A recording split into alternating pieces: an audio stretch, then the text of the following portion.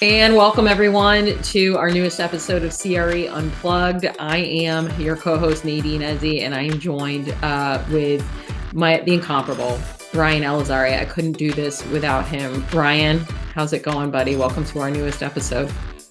Yeah, thank you, Nadine. I'm feeling great. Can't wait to start this interview with our exciting guest. No, me too. And if I fall out of my chair at any point during this interview, because I'm pretty sure I have COVID, just, call my mom or something like that. Okay. We'll do. But I'll make sure to carry us both to the end and the Thank promised you. land. Thank you. Yeah. Yeah, it's back, folks. COVID is back with a vengeance. Everybody I know seems to have it. So take care of yourselves. But we are not here to talk about COVID or the CDC. We're here to talk about CRE. And not only are we in COVID season, but we're also now in conference season. Woo-hoo-hoo. Woo! I know summer's over. Summer's over. Conference season is here. We're going to be hitting up Blueprint. We're going to be hitting up Cretech, maybe some others in there as well. And so, Ryan, everybody always wants to know, what are like best practices to have a really successful conference, right? They can be overwhelming if you've never been to them before, like people don't know where to start. And so having a game plan is pretty critical. You and I have been to so many of them, and it's definitely a learning process, but you can definitely cut that learning down in half if you've got some good tips. So where would you start? Say you're an end user, right? Say you're a buyer and you want to go to a conference and you want to, you're looking for a solution for something and you want to check out the latest and greatest. Right? What are you doing? Right? Like back in your Empire days when you were in asset management and head of technology. Yeah, I think first thing you got to do is definitely look into what problems you need to get solved in your company. All Mm-hmm. right. And then once you Mm-hmm. do that, I would do a lot of research. You could use AI, you could use different platforms and kind of figure out, okay, here are the different companies that are out there. Will they Mm-hmm. be at Blueprint? If they'll be at Blueprint, great. Maybe set up a call with them through the app or through the conference app or LinkedIn to make sure that you can schedule a time to meet with them so you're not chasing them around at the conference and that you could just have a one-on-one and make sure that this is something that's right for you. And if it is, then you could kind of go on with next steps after the conference is over. That's a good tip. Something else I'm going to, that's a really good tip. Like you got to know the problem that you're trying to solve for. Yeah. Don't go in and just look for the shiny object and say, oh, this looks great. We should be doing this. Go in with a pretty specific use case and problem statement that you're trying to solve for and go from there. I'll give some tips to end users based on when I was on the vendor side, manning booths at these conferences, right? More often than not, and hopefully these days have changed, but a vendor is going to have a demo teed up in a sandbox probably that they know is error free, which is fine, right? They don't want any blips showing up when they're showing you their product at their booth. So just go in with a bit of a grain of salt and just use your time at the conference to, I would say, get to know the people behind the product. Okay, because that's going to be huge. These are startup companies, they're still small, lean teams. And the people running the company are going to be just as critical to your success using it as the product itself. So don't just focus on what you're seeing at the booth at the demo because it's a sandbox. It's designed to, probably do only certain limited functions for you on the spot to reduce any error of any glitches. So take the time, get to know the people, get some face-to-face time, ask some questions, and then set up another follow-up demo, maybe with more of your team members when you get back to the office and things like that. But get a sense for who you'd be working with when they'd be onboarding and implementing your solution as well. So without a doubt, use the conference just kind of as a starting point for sure. So speaking of vendors, right? If you are a vendor and you are going to a conference and you want to attract some buyers, I would start out by saying definitely do your homework beforehand, right? Reach out to people that are your prospects. Let them know you will be there. Let them know what booth you will be at. Try to set up meetings in advance. Say, hey, you want to avoid the rush? Come on over during this time. We'll make sure to give you a demo or whatever. But target who it is that you believe to be your end user and do enough research beforehand. If you're just going to go, not only research but outreach. So if you're going to go and just kind of sit at your booth and hope that people walk by and want to stop and see what you're doing, I think you've already wasted your time and your money and being there if you have not done proper outreach beforehand. Ryan, what do you think? I think that's great advice. I want to get a little bit more open and honest about this. I think, unfortunately, you have buyers who don't want to be bothered and don't want to feel stalked by a vendor if they feel that they're going to be chased by certain vendors during the conference. That's why I think it's so critical for you to be able to set that meeting up ahead of Yeah. time.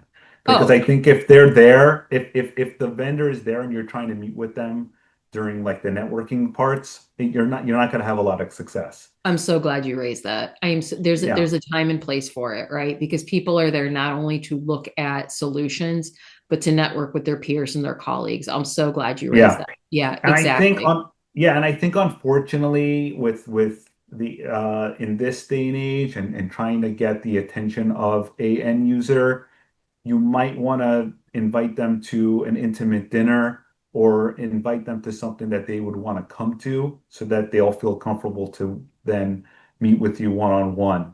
I think that approach might be better than trying to target them at a networking session or during the conference. Unfortunately, that's I think is the best way to go about it, in my I opinion. agree with that. We used to do that at least pilot. We would host a lunch and we would invite That's folks nice. and we would do a demo at the lunch and we, dedicated Q&A and people would RSVP or we would do a dinner and invite, a very small group of existing customers as well as prospects as well. And it worked really well. It was a dedicated time. People knew what they were getting into. It was focused, it was one-on-one. And I think that works really, really well as well. So I'm glad you raised that. Like, can it work trying, striking up a conversation with somebody during a cocktail hour? Maybe, but honestly, you know, increase your chances and do it at another time. I'm really glad you raised that.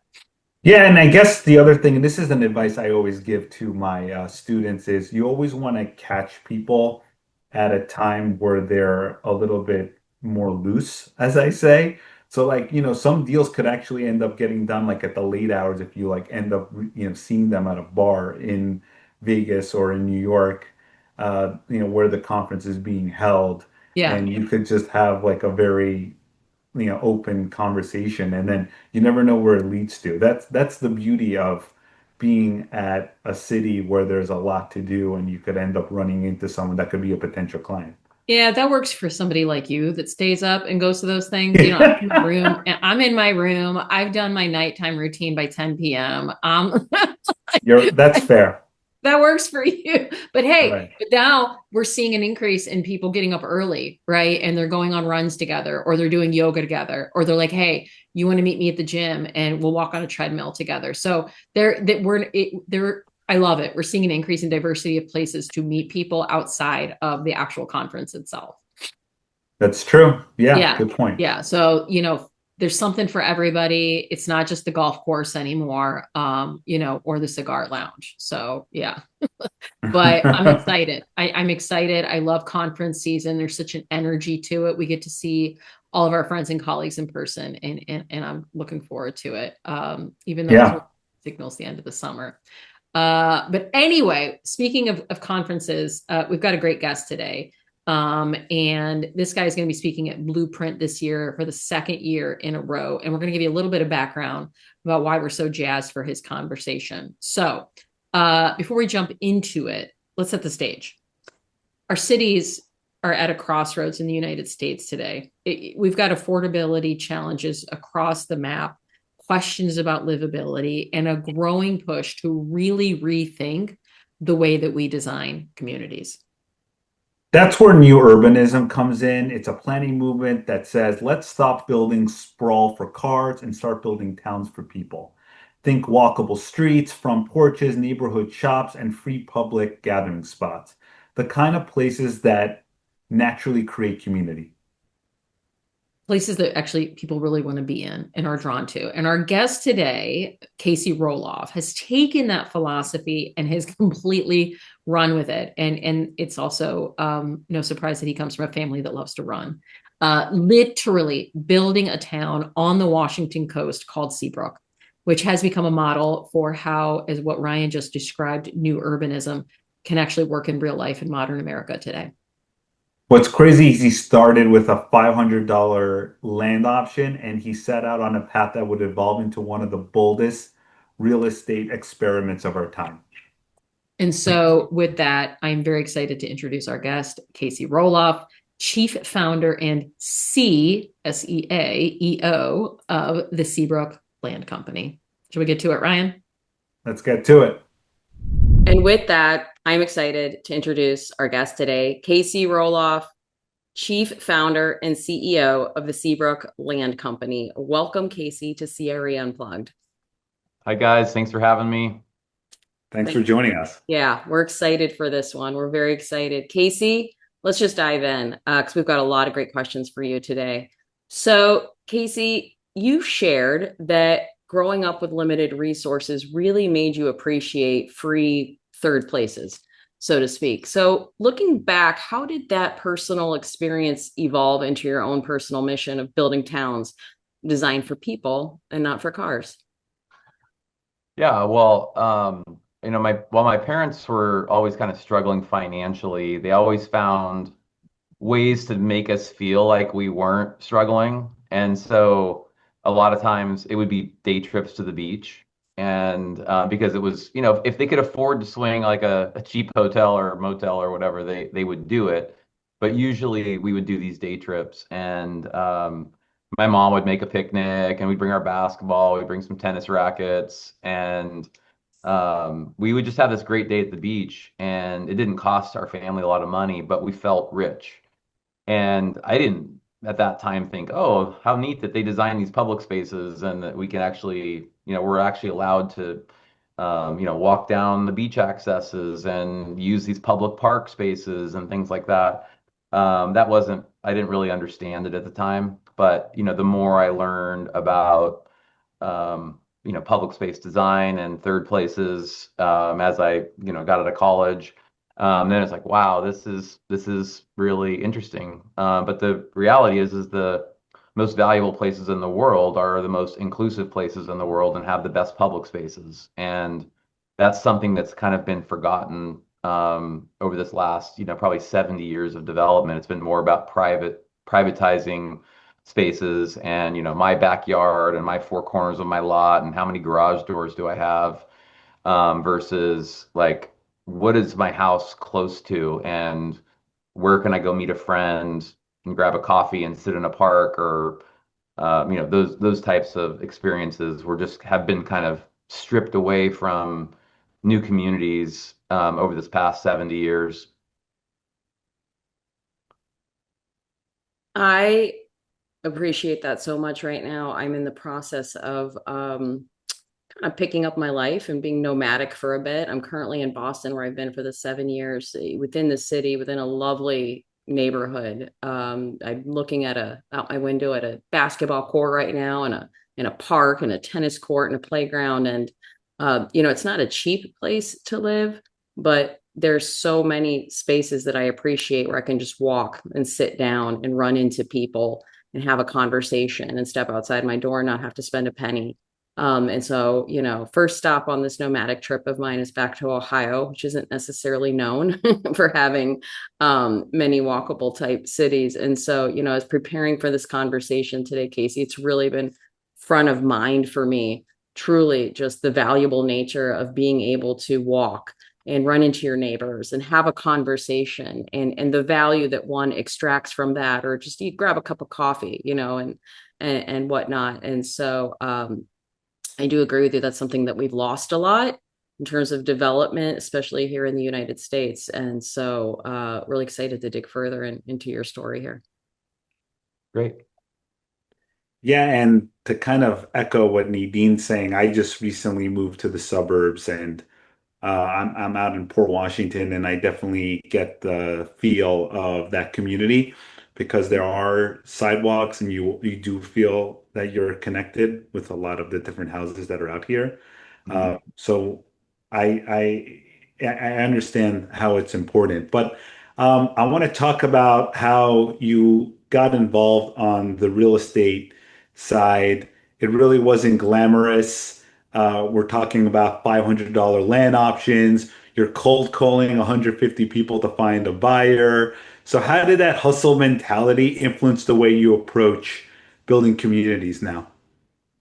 Well, I think my parents kind of got uh, I guess, pushed into, closer to poverty when the financial crisis happened in the early 80s. They were actually doing quite well before that. And then they got stuck. Basically, they couldn't sell a house and they'd already bought another house, and that's when interest rates went to 18%.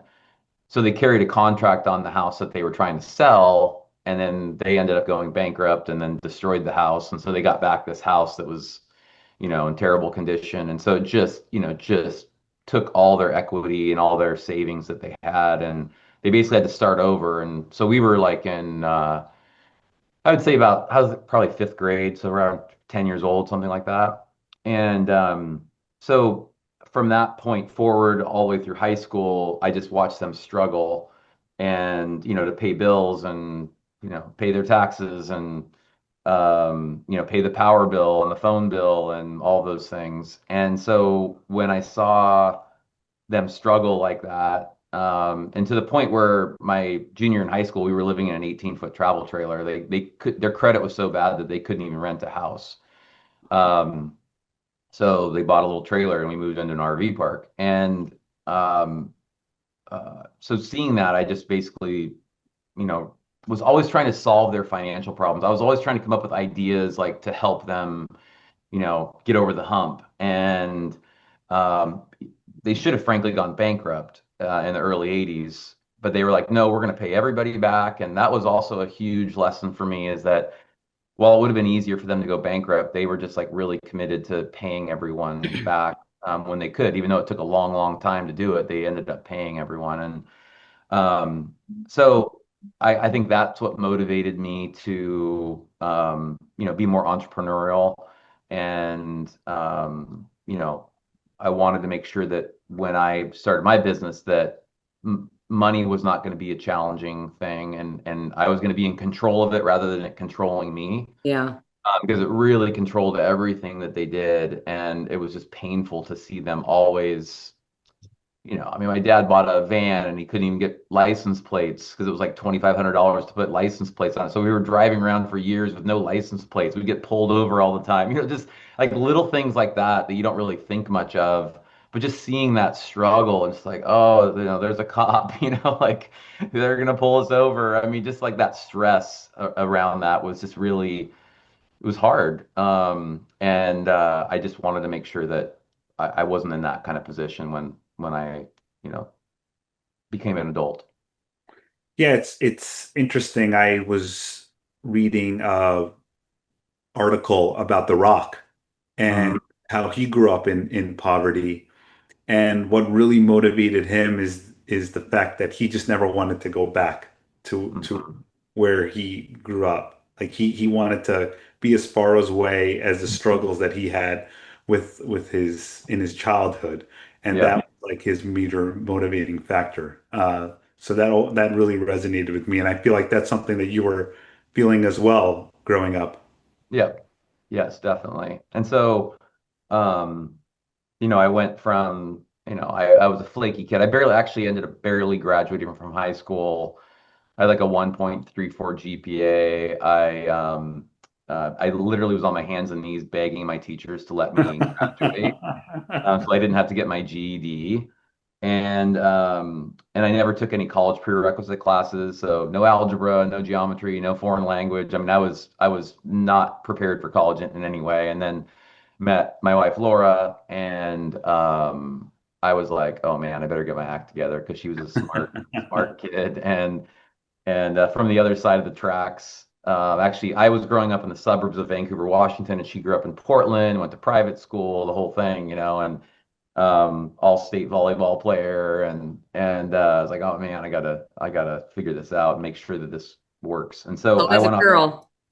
Yep. And so I went off to community college, and I was taking sub 100 level classes. So they were basically high school classes because I didn't take these classes in high school. And so anyway, got through that first 2 years, and then wanted to go to a college, University of Puget Sound in Tacoma, which was actually a pretty nice college, and I had the grades for it at that time. I was getting really good grades in community college, and so I wasn't easy, but I got accepted finally after about 3 attempts. And but then the tuition was like out of reach for our family, so that's when I decided I would start a house painting business. My dad had painted a lot of houses. They were always kind of doing odd jobs, and so I was like, oh, I can paint houses. And so I got $1,000 Home Depot credit card, and I bought my ladders and my tarps and my equipment and put flyers out in all the real estate offices and just started painting houses all around the neighborhood where our college was. And so that got me through my last 2 years. And I actually had a pretty good little painting business. And that's when I mean, it was inevitable that I was going to own my own business after that, and work for myself and can kind of control my own destiny. So, um, but we also love the ocean, and so whenever we had any kind of free time, it was like, let's go to the beach, and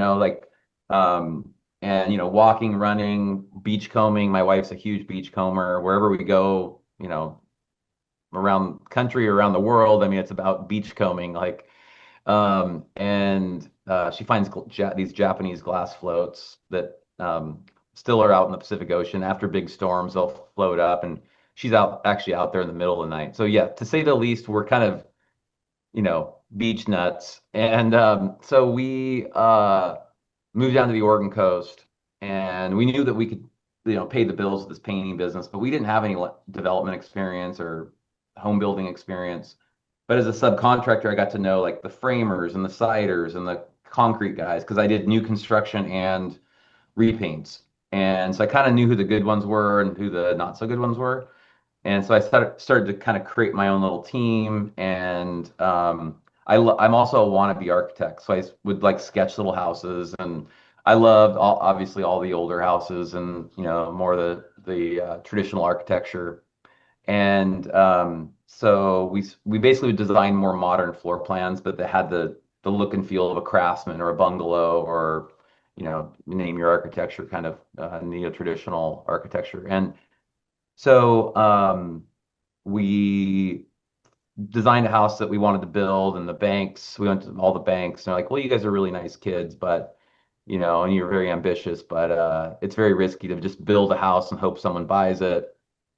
And so there was a doctor that I painted their houses, and there was a few doctors actually. I painted their houses and I painted their office building. So I kind of built a relationship with them, and I went to them and said, "Hey, do you guys know how I could borrow 150,000?" I wasn't actually specifically asking them, but I was like, "Do you just know how I could get my, have somebody, loan me the money to build this house because we think we Yeah. could build it and sell it?" And like, actually, Casey, we have this high risk real estate fund and we loan money out at 14% interest. Now, this is in 1995, so rates are about where they are today. Yeah. So it was hard money, what we call hard Yeah. money.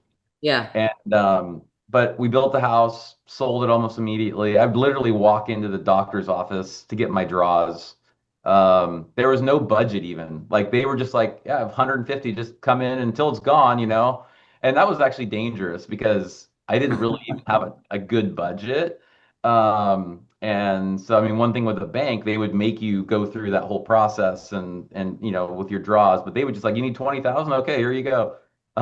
So anyway, we were able to finish the house. It sold almost immediately, and the market, agents and people saw it, and they were like, "Wow, attention to detail is really good, and the quality of construction."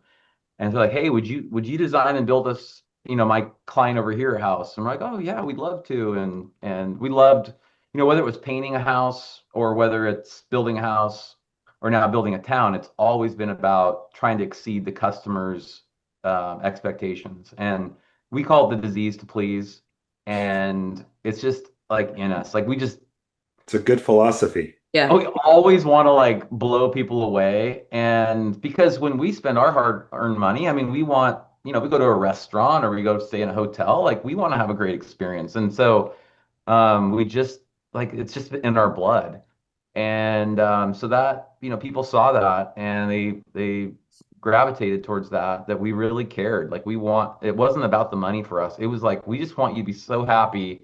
And when they were happy, that word spread. And it we started thinking, well, what if we could design our own neighborhood and how would we go about that? Because at that time we'd built like maybe 20 houses, and we were 27, 28 years old at the time, and thinking, well, what if we could build our own neighborhood? And that's when we learned about Seaside, Florida. And if you're not familiar with that, it's basically a town that was built from scratch in the early 80s. And they brought back the art of town building. Seaside became the design of the decade in Time magazine. It's internationally renowned.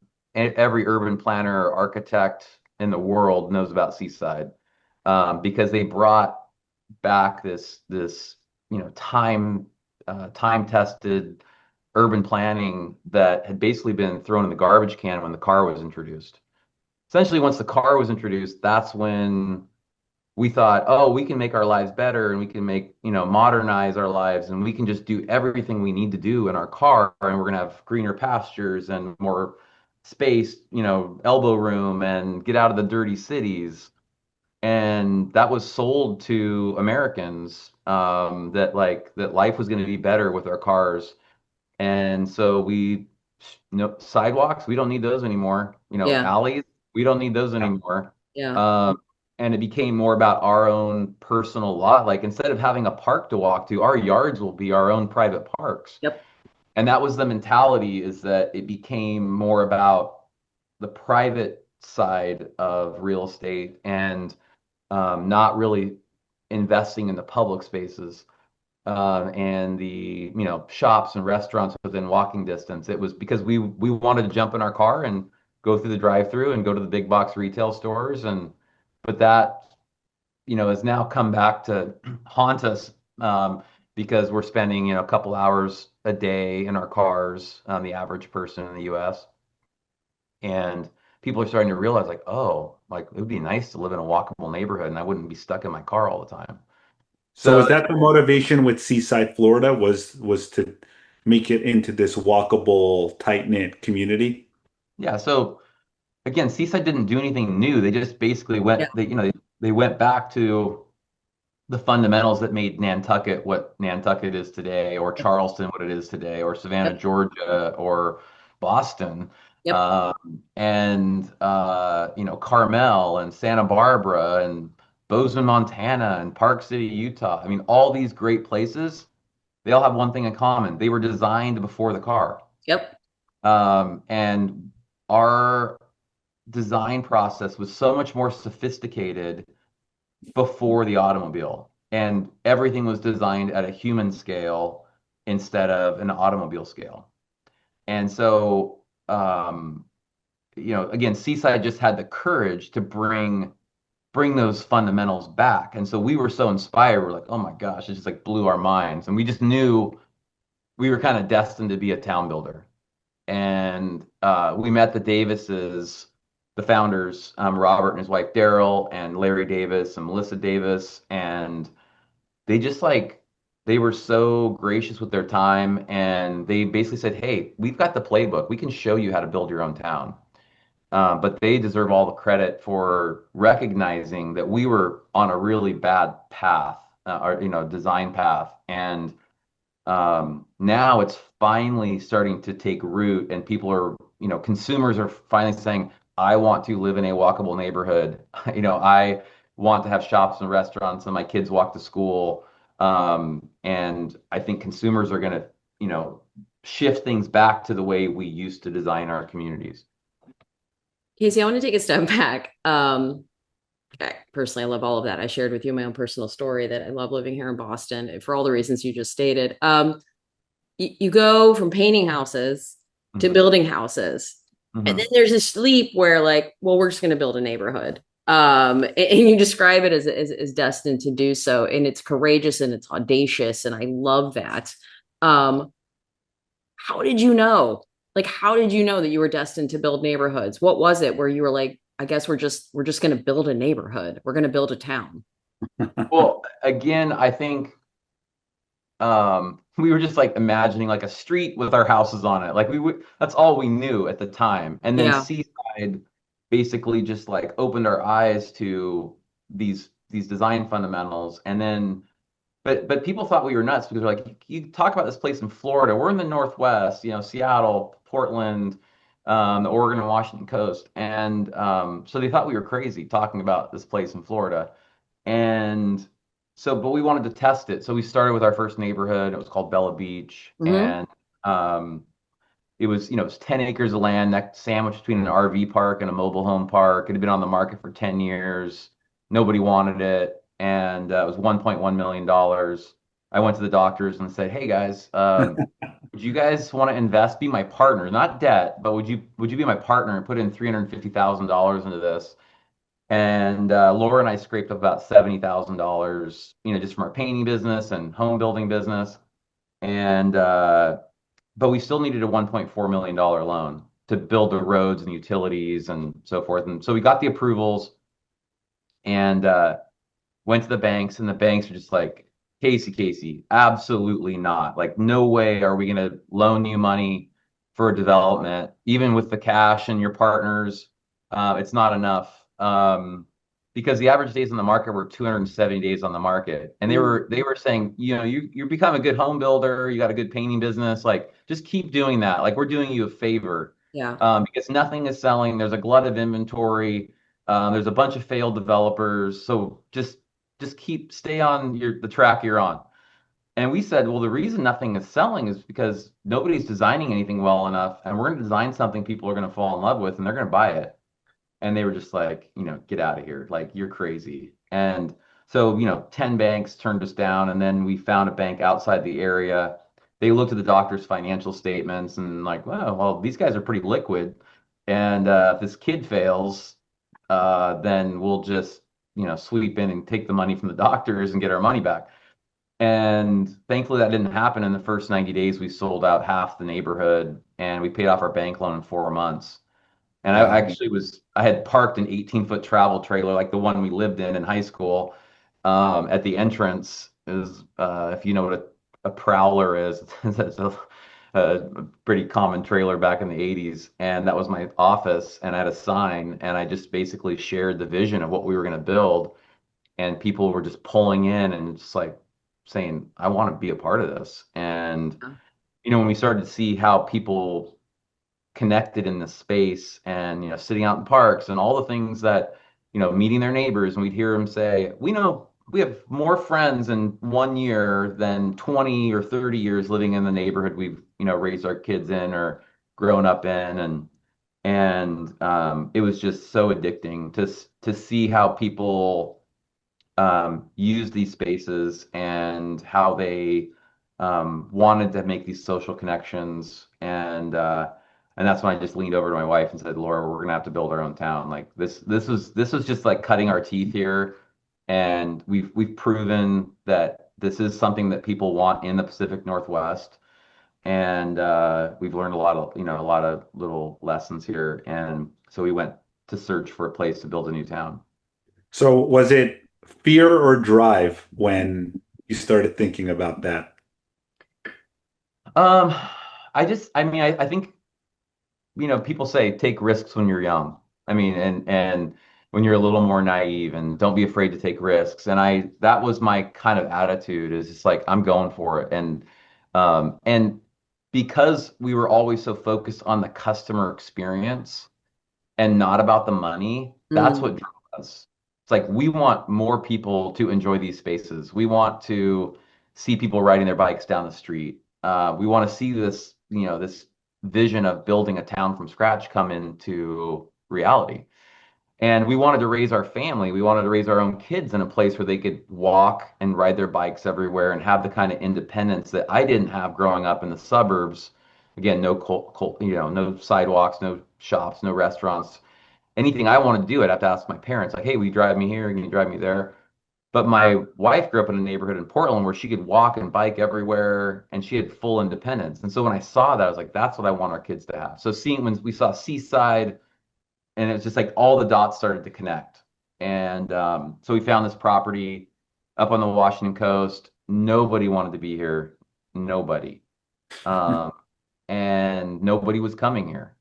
Um, Everybody was going to the Oregon coast. You know, people from Seattle and Bellevue, they would actually drive further. They'd drive an extra hour and a half in both directions just to get to the Oregon coast and skip the Washington coast. So you can just imagine what people were, you know, banks and investors were saying when we said we were going to build a town out here, because it wasn't a popular place.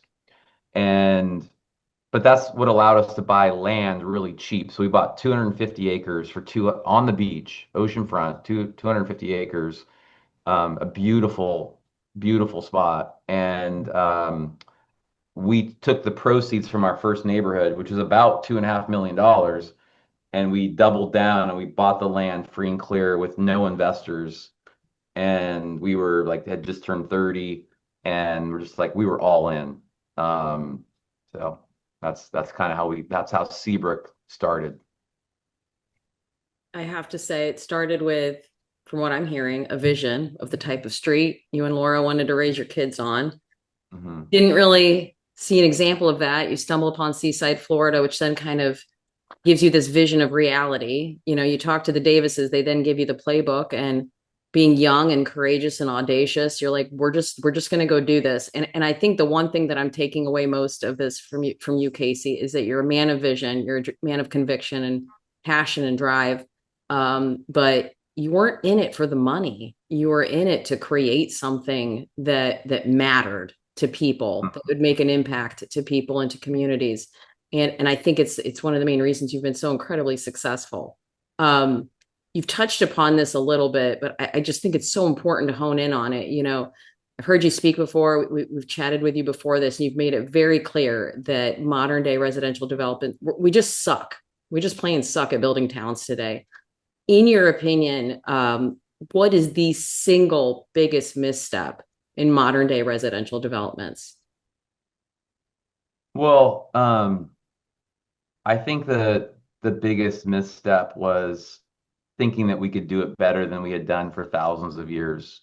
You know, Mm, we were in Croatia, and you know, when we go places, we want to study old towns. And I mean, hmm we visited 9 towns that were 1,000 to 2,500 years old. hmm And to see these same basic fundamentals over and over and over, and you can go all over Europe, any historic town or city, you will find these basic fundamentals, and it's a formula. And we were just really good at it. And so to try to like mess with that was a bad idea. And that's what suburbia was. It was like we thought we could do better, and we clearly have proven that it's not better. We have a loneliness epidemic in our country because we don't talk to our neighbors. We know our neighbors by the cars that they drive into their garages. mm, Our garages dominate our streetscapes and our neighborhoods, instead of, you know, a front facing porch or a little patio, you know, that faces the street where you can actually engage in connecting with your neighbor, or a front stoop, or a brownstone. I mean, all of these when our houses sat up close to the street, we were very neighborly and very communal in the way we looked at things. And the alley allowed us to have a house that sat in the front of the street and have a welcoming, friendly front, because the messy stuff was in the back. You know, our what we call the back of house, which is the alley. And so when we just forced everything to the front of our house, our garages, our driveways, our cars, that interrupted that connection between neighbors. You know, I describe our sidewalks as like our social media or our Facebook before Facebook. This is how we connected to our neighbors. This is how we knew Yeah. what was going on in town. This is how we looked out for each other. It was real life Facebook, and it's way better than the social media version. We were more connected and more better citizens and more neighborly when we had an uninterrupted sidewalk, in front of our houses that connected us with our neighbors. And we actually had places to walk to. Like there was purpose when we went out on the sidewalk. So a lot of developers have brought back sidewalks in these master plan communities that they call master plan. I don't think there's anything masterful about them, but they bring back sidewalks, but there's really nowhere to go. I Yep. mean, maybe a park, maybe a playground, but there's Yeah. just not a lot of places to actually walk Yeah. to meet basic needs. And so again, this formula of having a town center with shops and restaurants and meeting all your basic needs, going to get your hair cut, going to the grocery store, going to the bookstore, going to get your coffee, sitting and having a glass of wine with your friend. I mean, those are basic needs that everybody wants if they don't have it. And once you have it, you don't want to go back. You don't want to go back to a suburban lifestyle.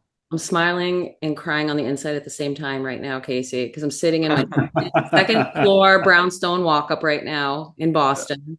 Yeah. You mentioned stoops. Stoop sitting is a big part of culture here. On a beautiful night, you go out on the stoop, people walk by, they'll end up joining you on the stoop.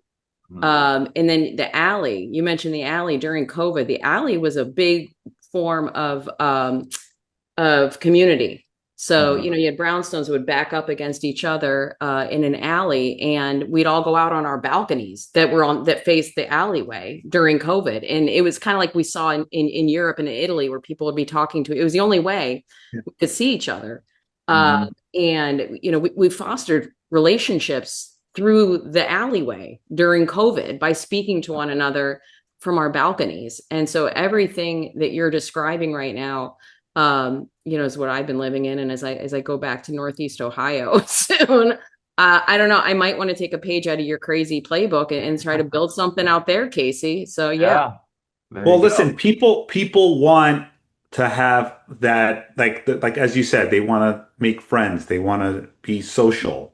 They, when you have a town and they're doing events, like everybody wants to go because they want to interact with as many people as they can so that they get to know more people. I mean, we are ingrained to be social and be in this group mindset. So I think what you've done really really captures that. What do you think we need to do in terms of zoning or in capital markets? Because you said you had trouble, years back getting the financing to help develop these towns. So what do we need to do to make it easier for developers like yourself to replicate what you've done? Well, it really does start with our public policies around, land use and zoning ordinances, because everything's been set up to make sprawl easy. And, it was this kind of vicious cycle where everybody needed a house, and still everybody needs a house. And it was just so easy to mass produce subdivisions, and it was all about cost. And we, I think one of the things that's so interesting is that when you look at the size of our house 100 years ago, the average size of our house, and the average number of people that lived in a house, it was like 3.8 people in 1950, and about a 14 or 1500 square foot house was the average. I think it was like 2017, and this is I follow and am close friends with a gentleman named Eric Kronberg, and if you are interested in this kind of thing, follow him on LinkedIn. He's a guru when it comes to attainable housing and just incremental development, things like that. But so in 2017, I think our house went from that 1,500 square feet to like closer to 2,500 square feet. And yet our household average size was about half. I think it went down to about two people per house versus from 3.8 down to two people. So our houses are growing. Meanwhile, the number of people living in the house is shrinking. Counterintuitive. Yeah. Why was that? Well, I can tell you why. We were compensating for the lack of third places, the lack of places to walk to, the shops, the restaurants in our communities. They were extensions of our living rooms. Mm. And they were places, again, where we met our friends and we met family and we built traditions. And so instead of building those places, we started just building bigger houses so we could have things that kind of made us feel like we basically built our own personal villages. So now we have like barista stations in our houses, and we have gyms in our houses, and we have offices in our houses, and we have movie theaters in our houses, and we have she sheds and all these things that, and, man caves, because we couldn't go to the places that we used to be able to go to. I mean, we instinctively want to be in communities where we can connect with our neighbors and our friends and family. And our ancestors, your ancestors, all lived in places more like Seabrook or Seaside or Boston before the automobile was in. So this whole suburban thing is foreign to us. But the way we compensated was by building bigger houses. And guess what? We're still unhappy. We're still lonely. Having those things internalized into our houses has not made us happier people. So that's our mission, is to, make sure that people understand the differences and why we need to change our development patterns. And the national builders are starting to listen, the bigger developers are starting to listen, but it's hard to stop the machine. It's hard to stop the machine because it's so proven, and it's, the banks, everybody, they're all in it together because it's just, they can, there's history there, and there's risk associated when you start to change things, and they don't want to, it's just, if it ain't broke, don't fix it. But now it's broken. The reality is now it's broken because housing has never been more unattainable, with over 70% of people that don't own a house believe they'll never own a house. That's doubled in the last 5 years. Um, so now it's kind of forcing the big developers, the big national builders to go, how do we make housing attainable? Well, it's missing middle housing, number one. Mm-hmm. We stopped building it. We stopped building it when we started building the suburbs. Stopped building duplexes, triplexes, fourplexes, sixplexes, 12plexes, townhouses, cottage courtyards, courtyard apartments. All of those things are in great places. They're in great cities. They're in great towns. And we basically just eliminated them. And it was just houses or apartment complexes. So if you could afford a house, great, we've got that. But if you can't do that, then you're in an apartment. There was no in between, unless you were in an old town or an old city. And so now it's starting to click with developers and builders that actually we can build smaller footprints. So that 2,500 square foot house was the, kind of average. What if you lived in a 1,400 square foot townhouse, but you could walk to everything and you knew your neighbors? Like, most people would give that up if they actually could see both side by side. Yeah. They would actually say, "Oh, I'll take the less square footage because I have places to walk to now." So it is a more affordable way to live. It's a better way to live, and it's a more affordable way to live. And the last 100 years of development has been the biggest misallocation of resources in human history, because we were basically building private houses, mini villages, and disconnected from our neighbors. Casey, currently, I think it's no surprise to anyone that we're in an era that's obsessed with quote unquote smart cities, right? Those that are leveraging technology and innovation and whatnot. However, given that you argue that the future really should look more like the past, how do we strike that balance going forward between the timeless human-centered design, community-centered design that you talk about, but also modern innovation? I think it's both. It's not, I mean, it's more about the footprint of the place and the bones of the place, having the narrow streets that calm traffic, or eliminating cars in the future. But we're not quite ready for that. Car light is what we like to describe it as, try to get people down to one car instead of everybody needing two cars or three cars. So it's getting the bones right, making sure that you have alleyways. So again, our fronts of houses are welcoming and friendly to our neighbors.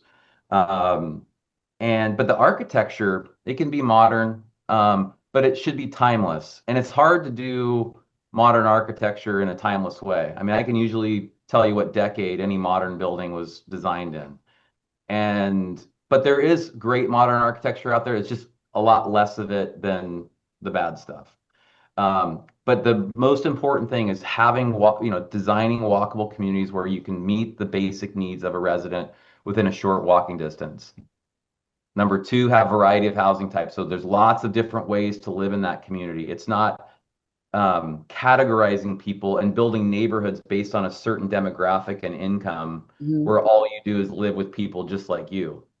Our Mhm. towns were diverse. There's, wealthy people and less wealthy people, and we all knew each other, and that built a stronger community. And we were more um, community minded and helping each other out when we lived like that. So, and then we have to preserve nature. So when we design new towns, we need to surround them with nature. So you have the best of the urban creature comforts, but you also have the natural environment enveloping those places. So that sounds very utopic today, but that's the way we did it. I mean, we were just really good at doing that. Finally the public spaces, designing the public spaces in. So now once you have those components, like don't mess with that because we're it's proven we're really good at it. Um, but now you can start to modernize that. You can modernize floor plans. You can add the tech in the houses. You can go net zero. You can go geothermal. I mean, there's solar, all those kinds of things. But we can't gloss over those basic fundamentals of what created great places. Um, and you just don't, again, you don't want to mess with that formula because it was so good and it's so proven. Let's not reinvent the wheel on that. But now we can use those basic fundamentals and develop modern cities, modern towns that are smart. If that's smart cities, smart towns. I mean, there's absolutely ways to modernize this, but you just don't want to miss the basics. What about schools? How important are schools when you're talking about this perfect suburban life? Well, it's a more of a perfect urban life. Suburban is auto-centric, and urban is, again, more walkable, human scale. But schools are another example of how we used to have these little small schools in our neighborhoods that our kids could walk to. Well, then when the car came into the picture and we started to, have buses, we're like, oh, let's consolidate all these schools and build these big schools. Mhm. So our schools didn't get better necessarily. And our lifestyles didn't get better because now our kids are riding buses and we're driving them, dropping them off at school when they used to walk down the street or ride their bike to school. So again, it's incremental, a small town should have a grade school, a middle school, a high school within walking distance of the neighborhood. That's the ultimate. And there's nothing keeping us from doing that. Like we're capable of doing that. We're Um, capable of doing that, but I think the other issue is that you were talking about how in this modern suburban life there's an overcrowding now with schools. So there's a lot more people that are trying to get to all these different public schools that are out there, but there's not enough spots. I think that's mhm. also a major issue that I'm seeing personally.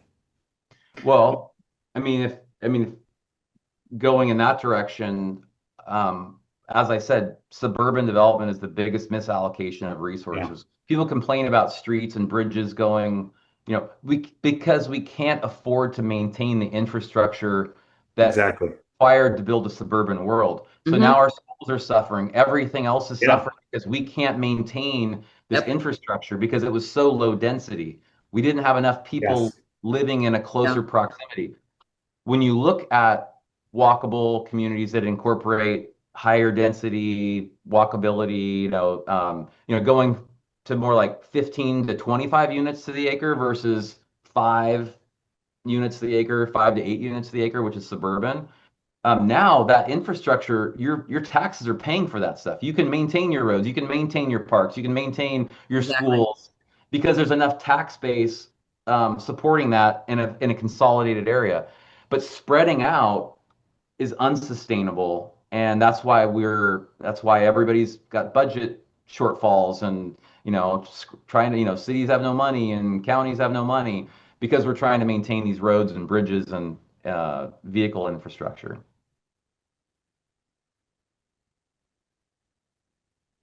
It's kind of Yeah, scary.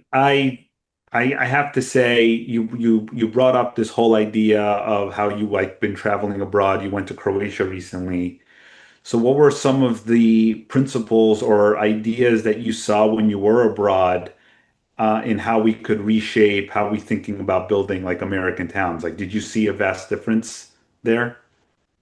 No, like I said, I mean, you can go to, towns in France and England and Croatia and Spain and then in America. I mean, the best towns in America are obviously on the East Coast because they have the most, the designs were built before the automobile. Where you come West Coast, great great towns, villages, and cities are harder to find.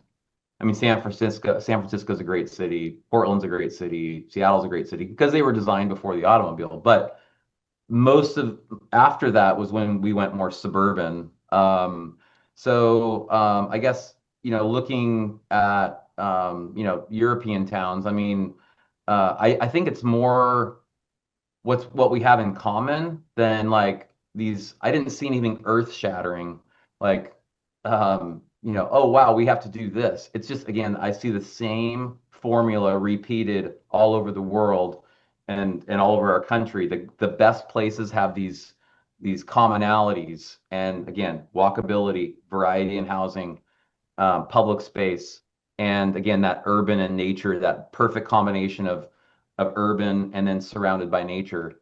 And that's what just gets me more excited, is saying like, wow, we all these places that everybody wants to go to have these same characteristics that we're building here in Seabrook, that they were building in Seaside.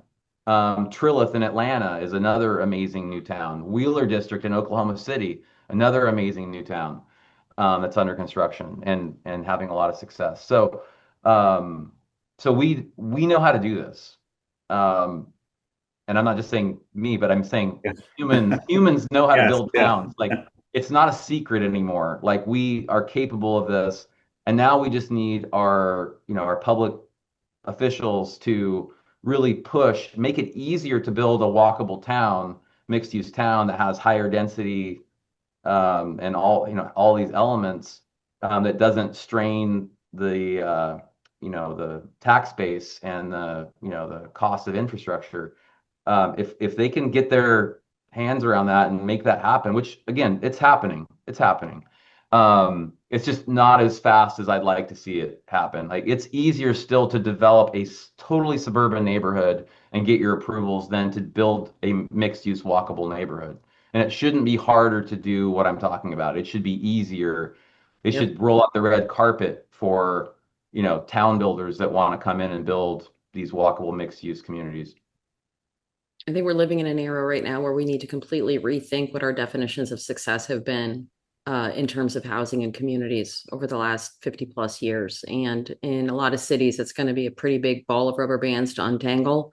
But to your point, Casey, I hope it happens sooner rather than later, because we've got a pretty big problem in terms of affordable housing, but also, like you said, a loneliness epidemic in this country as well. So with that, Casey, we're going to see you in real life here in a few weeks in September in Vegas at Blueprint. Can you give Yeah, us a little looking of forward. a, yeah, can you give us a little sneak peek of what you're going to be talking about out there? Well, I'm just excited to be back at Blueprint this year. I'm glad they invited me back, and there's always a lot of people that are a lot smarter in the room than me, and Oh, um, you're being very modest. He and is. I'm gonna keep my, keep sharing, our story, our experience, with as many people as we can, and again, help people connect the dots that yes, we can build smart towns and smart cities, but we also need to remember the basics of what created the best places in the world and not try to reinvent the wheel. So I think that's more my message. Not everything that um, not everything that we do needs to be uh, created from scratch or reinvent it. We don't need to reinvent how we design towns, villages, and cities. But we can make them better, and we can make them more sustainable, and we can make them smarter. And I do see a car-free world in the next 10 to 20 years where most of us can live in places where we don't have to use a car at all. And there's places around the world that are, hundreds of years old that are carless places. So it's not like that's a new thing either. But I think, obviously autonomous vehicles and new ways of travel like Joby and some of those kind of things that are coming. It's going to make it easier for us to live in a more walkable and sustainable place, which will create better lives and also less expensive because we don't have to build the intense infrastructure that is required for cars and trucks and big vehicles. So Yeah, we'll definitely be excited to catch your panel. When you're not building towns, what do you do to unplug? We want to know the real Casey. Well, we have four amazing daughters, and that keeps us really busy, and they're a lot of fun. But my wife and I are big hikers, walkers. Like I explained, my knees are retired now, so I'm no longer running, but put a lot of miles in the trails. We have trails all around Seabrook, and of course the beach. And when we go places, we put a lot of miles in. That's probably one of our favorite things to do. Yeah, I'm pretty boring, to be really honest. Yeah, okay, Town building, Casey. town, build, town building it's my life, and Yeah. it's also my hobby. And my wife would say the same thing. We love seeing new places, great places, and learning from from people that have done this before us, and soaking up as much as possible. So travel obviously is a big part of our life. And so yeah, we were lucky to have a lot of our old high school friends and college friends still around us, and we have a good peer group. And but yeah, we're pretty busy at the same time trying to get this town completed. Yeah, I can imagine. I can imagine. Boring is the last thing I would say to describe your life, Casey. But I appreciate that. Your passion and your work is your life, and it brings you joy. And I take great inspiration in that. Casey Roloff, this has been a fantastic conversation. We thank you so much for joining us today on CRE Unplugged. We can't wait to see you in Vegas at Blueprint in just a few short weeks. So thank you so much. And to our listeners, please be sure to stay tuned for a recap after this word from our sponsor. Thank you, guys. Thank you. Thank you, Casey. Hey there, CRE Unplugged fam. We would like to give a huge shout out to our sponsor, the Game Changers over at Hilo, the customer experience platform for buildings that's turning heads in the real estate world. That's right. Can we talk about how Hilo is transforming the way we manage properties and create unforgettable experiences? Ryan, what's the first thing that comes to your mind when you think about Hilo? Well, Nadine, it's all about reducing friction in property management. Hilo is like the magic wand that makes everything seamless and efficient. Say goodbye to those time-consuming tasks and hello to streamlined operations and communications. Efficiency is crucial, but what about personalized experiences?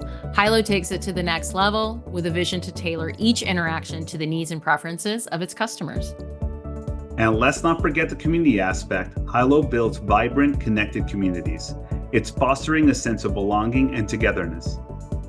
Now, here's something that truly sets Hilo apart: their commitment to advancing ESG initiatives.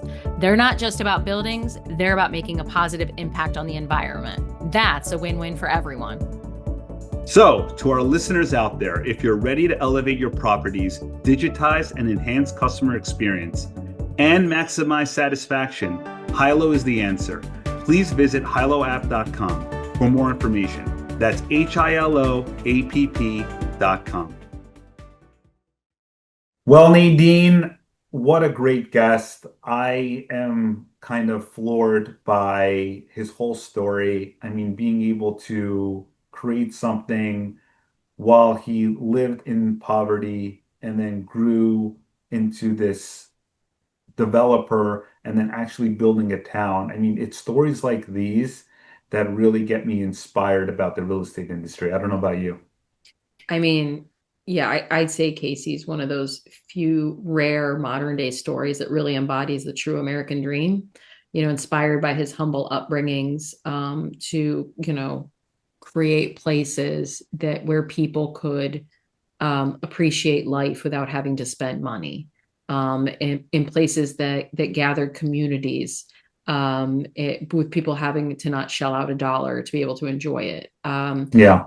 Casey's the second person I've met recently, that, read the book that he said, how to buy, get into real estate without money.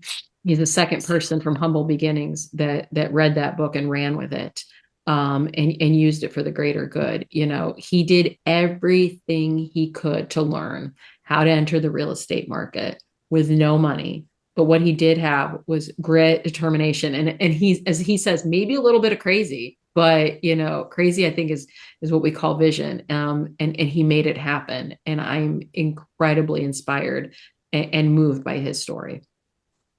Yeah, and with our podcast, we always talk about innovation, but in this case, he's looking at innovation by going back in time.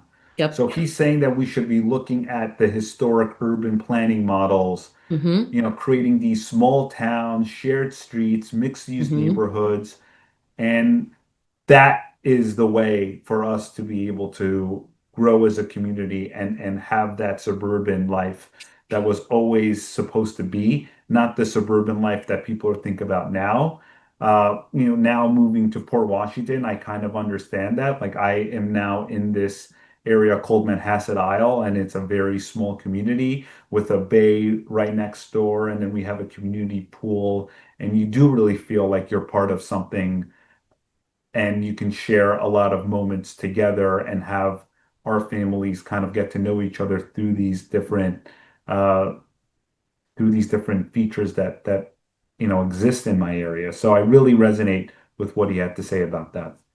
I'm elated that you're having this experience, having moved out of Manhattan. And I think that one thing that people forget, right, is that housing in communities are not products coming off of an assembly line, which is unfortunately how they've been planned and constructed, ever since, the advent of cars, and we've become such a car reliant country, right? And I think Casey's biggest point that I would ask anybody, to really think about after listening to this episode is that if we really want to build for people's needs today, which is something that everybody's talking about, right? Human Hmm. centricity, right? Putting people at the center of of all our decision and design thinking, right? And not just, and if we really want to build for that and not just for developer bottom line, we need to actually take a look to the past, to your point, which I love, pre-cars, and design communities that are walkable and accessible. And that doesn't mean that in the process of building them, we can't inject innovation, right? Whether it's in the materials that we use or in the style of construction, whatever that may be. But that we really need to start to design for people. We need to stop designing for cars. And that's what we've essentially been doing for the last 60 plus years. And so that's honestly my biggest takeaway from this one. And I'm going to be thinking about that for a really long time.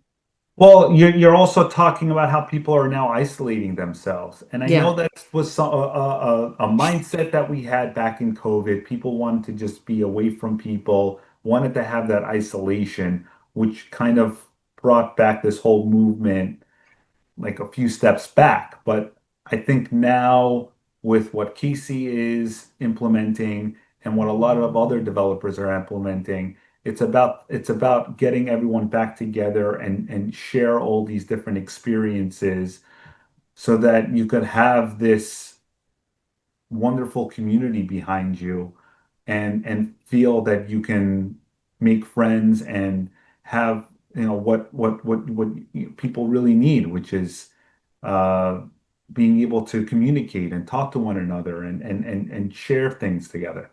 Yeah, and take care of each other. I mean, Yes. always told you my old neighborhood in Boston, was a great example of this. It truly, it was a community and people took care of each other. I don't know how many people had Yeah. copies of the keys to my place and, just in case, and would drop things off or, take Leo out for a walk if need be. And it makes me think back of like, the village my parents grew up in overseas in Lebanon. It was a village. And Yeah. in the phrase, it takes a village. right? People looked after each other, and I really respect what Casey and other developers in line with the new urbanism school of thought are trying to do. And I look forward to hopefully a future country and community that has more of that for our next generation. Amen to that, Nadine. And that's all the time we have today. Thank you again, Casey Roloff, founder and CEO of the Seabrook Land Company. Please subscribe, rate, and review wherever you get your podcasts.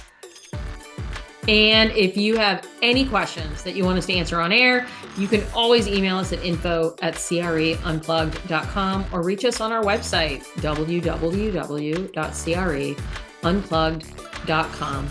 See you next time, listeners. And until then, keep your convos real and unplugged.